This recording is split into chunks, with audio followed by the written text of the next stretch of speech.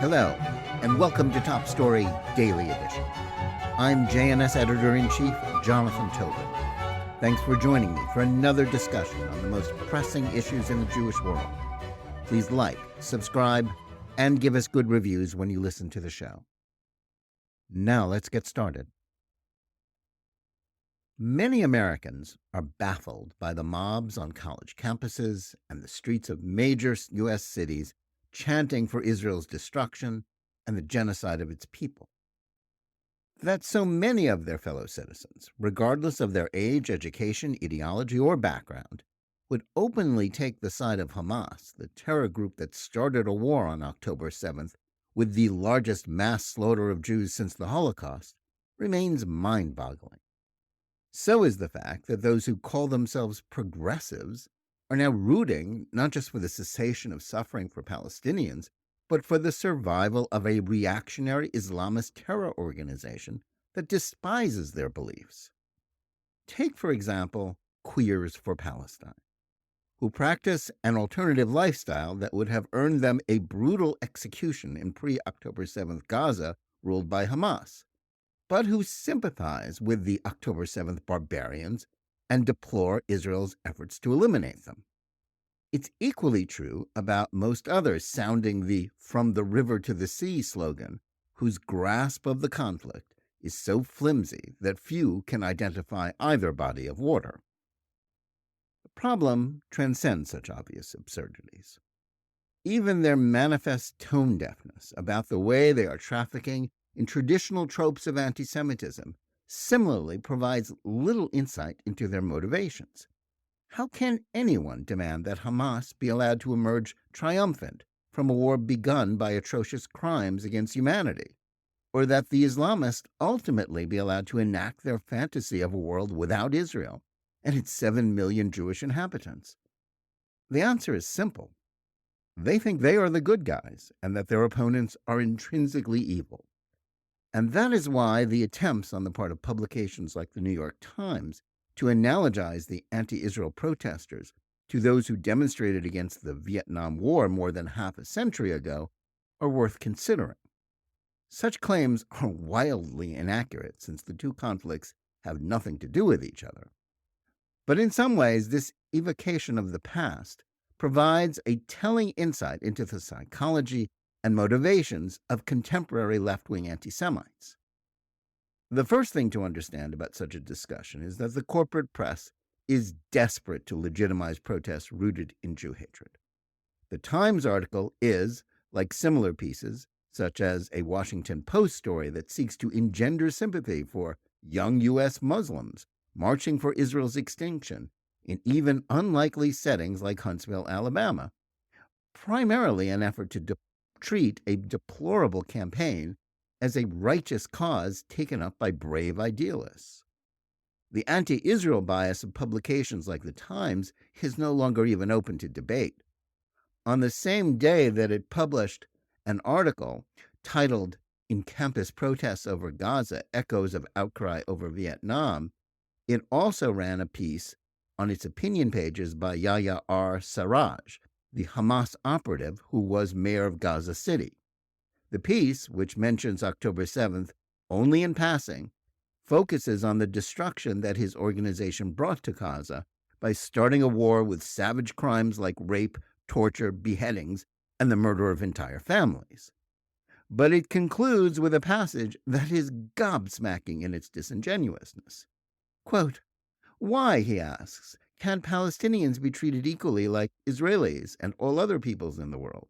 Why can't we live in peace and have open borders and free trade? Palestinians deserve to be free and have self-determination." Unquote. The answer is so obvious that even a New York Times editor ought to know it, which should have led the passage to be deleted even under the newspaper's current low standards.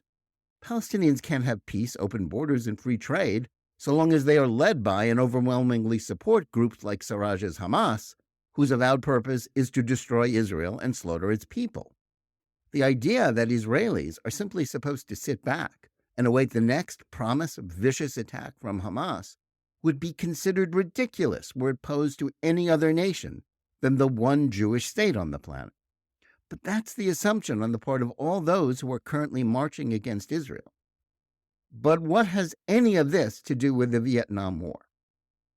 As even the Times was forced to concede, not much. America's involvement in Vietnam began under the administration of President John F. Kennedy and escalated during that of Lyndon Johnson, before Richard Nixon ended America's direct involvement. It didn't conclude until 1975 with the complete military conquest of South Vietnam by the Communist government of North Vietnam. But whatever one's take on the rights and wrongs of that conflict, it has little in common with the century-old Arab war against Zionism or the events of the last 3 months. The Vietnam War was justified by the United States government as an attempt to prevent the spread of communism around the world. The result of the North Vietnamese victory was the imposition of a brutal totalitarian regime in the South, with millions put in re-education camps and many more forced to flee as boat people. That proved that the pro-war cause was nobler than its critics, who damned it as imperialist oppression of third world people understood at the time.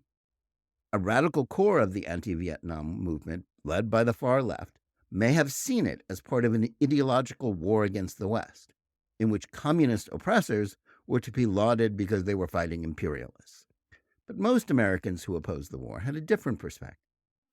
The protests gained widespread support primarily because many believed that there was no good reason for a generation of young Americans to die in a civil war in Southeast Asia that wouldn't ultimately impact the outcome of the Cold War with the Soviet Union.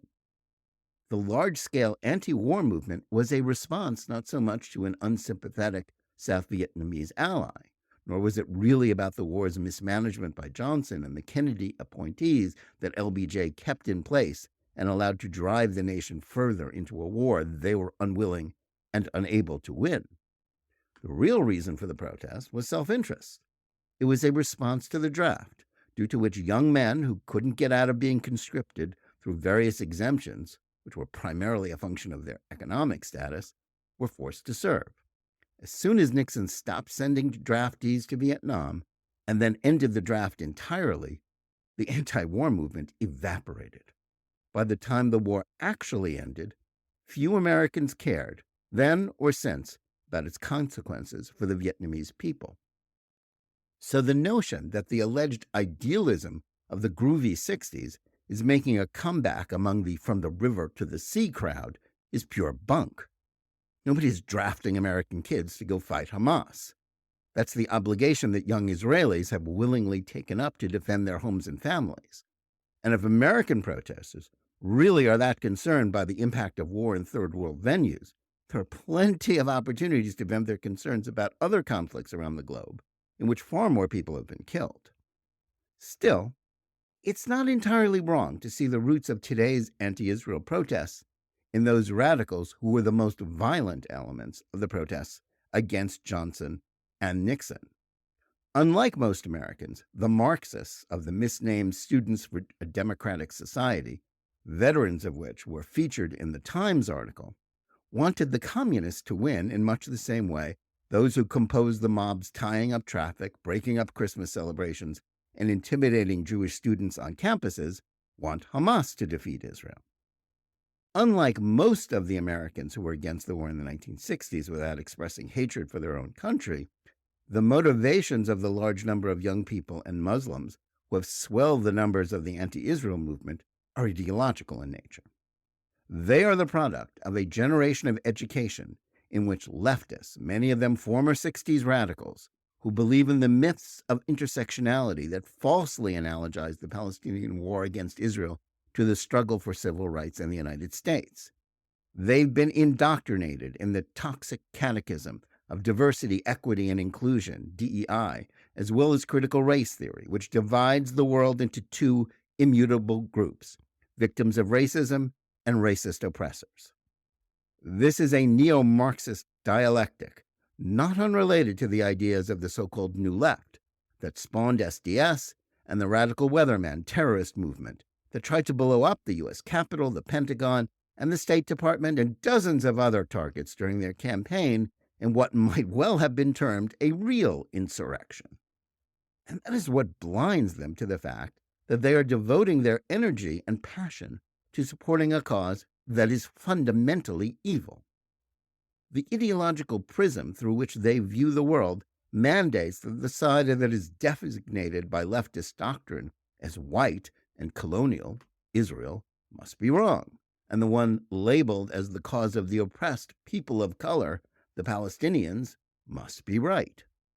They are insensible to obvious truths about a complex conflict that isn't racial and that has always been driven by Arab refusal to share the land with the Jews. Their acceptance of the idea that Jews, who are the indigenous people of their ancient homeland, are colonizers in Israel, much as Americans were depicted in Vietnam, is as egregious as it is false. But that doesn't matter to the protesters because they see the facts as irrelevant.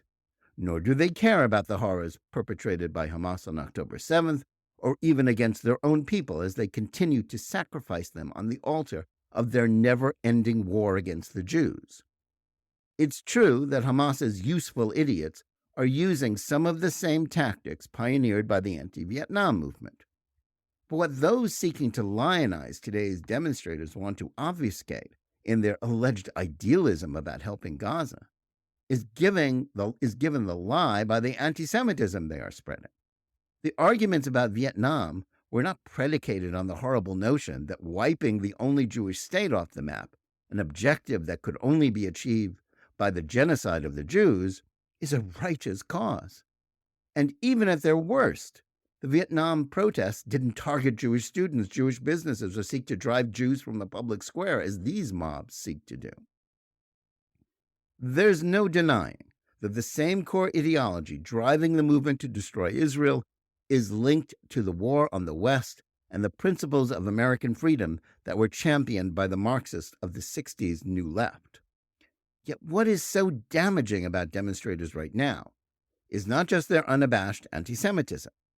It's the fact that their lies are being bought not just by a radical fringe, but by a broad cross-section of young Americans who have been educated to believe that a genocidal, Jew-hating terrorist movement is the underdog deserving of support. This is the greatest tragedy of the post-October 7th protests, and it is ultimately one that not just threatens Israel or the Jews, but the future of the United States as a free country. Thanks for listening. Please remember to tune in every day for Top Story Daily Edition and every week for the full hour-long JNS TV program. Whether you're listening to us on Apple, Google Play, Spotify, or any of the other podcast platforms, or on the JNS YouTube channel, please like and or subscribe to Top Story. Click on the bell for notifications and give us good reviews.